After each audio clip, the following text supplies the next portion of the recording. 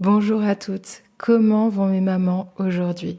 Je vous pose la question droit du cœur parce que je sais que c'est pas tous les jours facile et qu'on porte beaucoup mais on dit pas grand-chose. Et parfois on peut avoir ce sentiment de vouloir tout mettre en pause. C'est pour ça qu'aujourd'hui j'aimerais qu'on parle d'une réalité en tant que maman dont on ne parle pas beaucoup. C'est comment l'ennemi tente de nous atteindre au travers de nos enfants. On va voir ensemble comment transformer cette inquiétude en force et essayer d'enlever le poids qu'il y a sur nos épaules. Bienvenue sur Une femme d'amour, je m'appelle Alexandra. Mon cœur pour cette chaîne, c'est de te rappeler que peu importe ce que tu vis, ton chemin, tes doutes, tu es profondément aimée.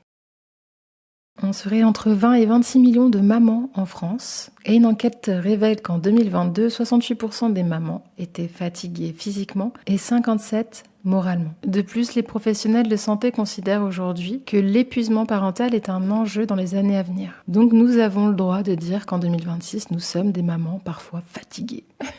Et on le ressent de plus en plus que la mère est attaquée dans son foyer. Et quoi de mieux pour déstabiliser une mère que de passer à travers la prunelle de ses yeux pour justement l'affaiblir encore plus. Parce que l'ennemi sait qu'une mère déstabilisée par l'inquiétude de son enfant, c'est une maman qui perd sa paix et sa force. Je pense et je suis même sûre que ma fille a mis ma foi à rude épreuve. Jusqu'à l'heure d'aujourd'hui, je ne sais pas comment le Seigneur a réussi à tenir mes genoux droits. Et je pense que ça doit être pareil pour vous. Des fois, vous devez vous dire, mais comment j'ai fait pour réussir jusqu'à là? Sincèrement, parce que quand j'y repense, je me dis, mais c'est incroyable tout ce qu'on a parcouru, moi et ma fille quand même. Comme la fois où je l'ai perdue dans le plus grand centre commercial de la 3e plus grande ville de France. Ça a été un très beau souvenir. Puis les réunions avec les profs, les CPE, pour expliquer que ma fille a été diagnostiquée TDAH et qu'ils avaient du mal à comprendre pourquoi elle était tout le temps agitée sur sa chaise et pourquoi elle restait pas en place. Et ça aussi, c'était un combat. Puis les reproches des gens qui se permettent de dire des choses sur vos enfants, qui se permettent de juger votre enfant. Alors aujourd'hui, elle a 15 ans. Je me dis, ouh, cool, ça va se calmer. On est rentré dans une autre étape, ça va être plus calme. Ben non, c'est juste un nouveau niveau débloqué, avec des choses toutes nouvelles que je ne connaissais pas. Alors des fois, on a l'impression qu'on accumule énormément avec nos enfants. Quand on a un moment de repos, au final, il y a quelque chose d'autre qui arrive. Quand on a des surprises, des choses qui viennent en fait vraiment nous chambouler, nous perturber en tant que mère, il y a ces petits conseils que j'aimerais vous donner. Vous pouvez les prendre si vous souhaitez, il n'y a pas de souci. Le premier, c'est de ne jamais prendre tout personnellement. C'est-à-dire que quand il se passe quelque chose auprès de votre enfant, que ce soit à l'école ou ce genre de choses, et qu'on va commencer à parler sur votre enfant, etc., ne le prenez pas personnellement. C'est un avis parmi tant d'autres. Les gens jugent vos enfants comme ils se permettent de juger plein d'autres choses, mais ça ne doit pas vous impacter personnellement. Vous devez avoir cette conscience que vous faites de votre mieux, que vous êtes présent pour votre enfant, et que les gens ont tendance à regarder uniquement la couverture et pas l'intérieur. Le deuxième point, c'est si votre enfant vous pousse à bout. Imaginez, vous êtes dans une crise de colère, il se passe une crise de colère à la maison ou quelque chose comme ça. Appelez la paix verbalement, à haute voix dans la maison. Ne laissez pas l'ennemi entrer dans cette espèce de truc où il va réussir à mettre la confusion, la colère dans votre maison, à installer une atmosphère étouffante. Dites-vous que ce qui se passe là n'est pas immuable, que ça fait partie en fait de notre rôle de la vie en fait, et que en aucun cas il faut rentrer dans ce jeu de surenchérir. Je sais de quoi je parle.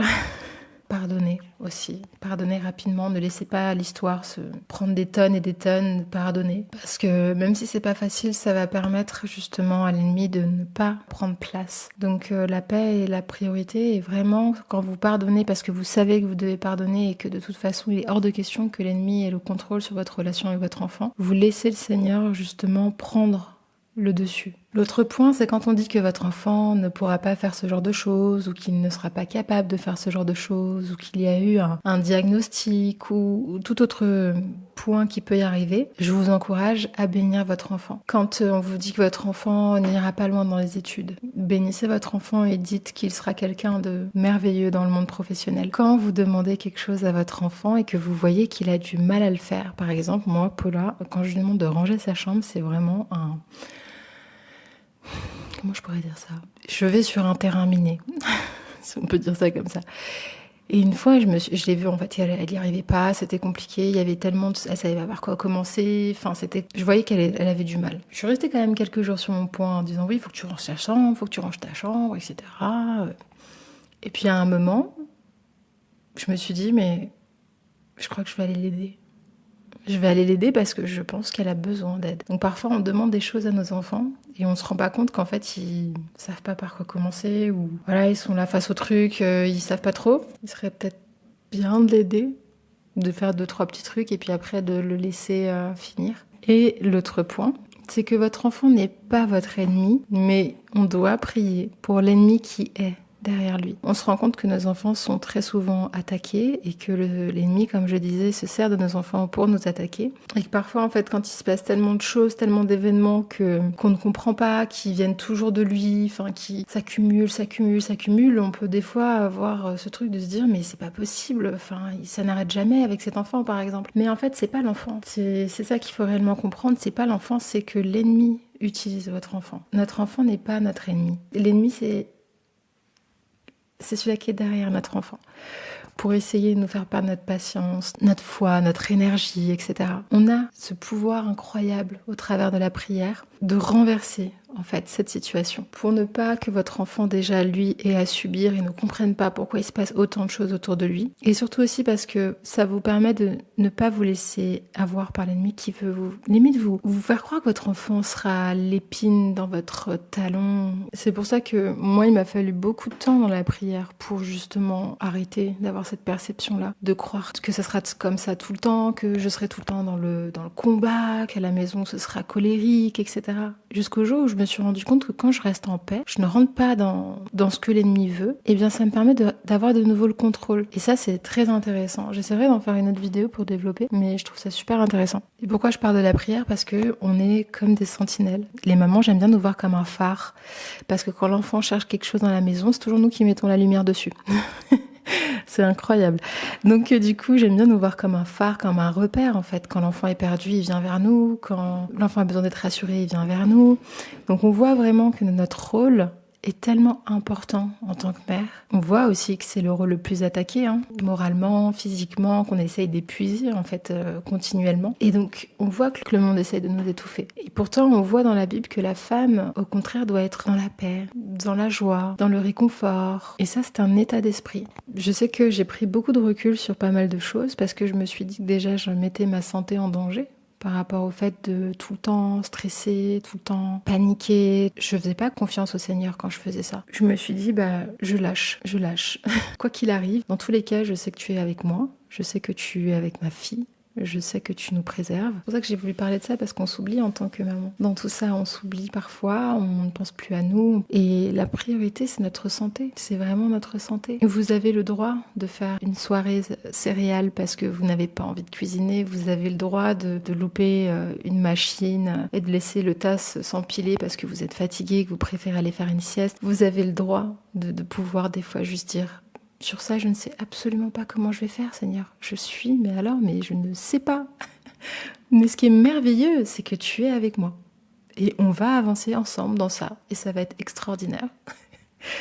Je vous assure que ça, vraiment, des fois, ça soulage. Donc voilà, une petite vidéo pour vous dire que vous, nous, les mamans, on est des sentinelles. Et vous avez ce don, ce pouvoir qui vous est donné, si on peut dire ça, un pouvoir, de prier, d'interagir, d'activer, d'appeler pour le bien-être de vos enfants. Alors, pour clôturer cette vidéo, comme d'habitude, je vais faire une petite prière. Vous pouvez garder les yeux ouverts, les fermer, il n'y a pas de souci, c'est vous qui voyez. Père, merci pour ces femmes merveilleuses qui regardent la vidéo aujourd'hui. Je te remercie pour leur courage, leur force, leur vitalité, tout ce que tu vois à l'intérieur de leur cœur, tout ce que tu mets à l'intérieur de leur cœur pour chaque jour renouveler cet esprit de force, de courage. Vraiment, je prie pour que cette vidéo leur montre qu'elles ont la capacité de pouvoir changer les choses, même quand elles n'ont plus la vue sur rien, quand tout paraît noir. Ça, c'est vraiment ce que l'ennemi veut leur faire croire, mais toi, tu les rends époustouflantes, brillantes, tu les rends joyeuses, tu fais de leur maison, de leur foyer vraiment un lieu de joie, de paix, de recueil, et tu es au milieu du foyer de chacune de ces femmes, maman en couple, maman solo, tu es avec elle parce que tu nous aimes d'un cœur magnifique et que tu veilles tous les jours sur nous et sur nos enfants. Au nom de notre Seigneur Jésus-Christ. Amen. Prenez soin de vous, prenez le contrôle de votre vie de mère. Et j'espère que cette vidéo a pu vous encourager. Si vous souhaitez, vous avez la possibilité de pouvoir m'écrire par email si vous voulez des prières ou ce genre de choses. J'ai aussi dans le lien de mon Instagram des fiches de prière. Alors bon, là il n'y en a qu'une, mais bon. Des fiches de prière qui sont gratuites que vous pouvez utiliser. Voilà, vous aider dans votre vie de prière. Et puis moi, d'ici là, je vous dis à très bientôt. Je vous mets une petite vidéo juste ici. Si vous voulez continuer à avancer avec moi, n'hésitez pas à vous abonner si vous avez envie de faire partie de la communauté. Et moi, je vous fais des bisous. Bonne journée à vous, bonne nuit, bye bye.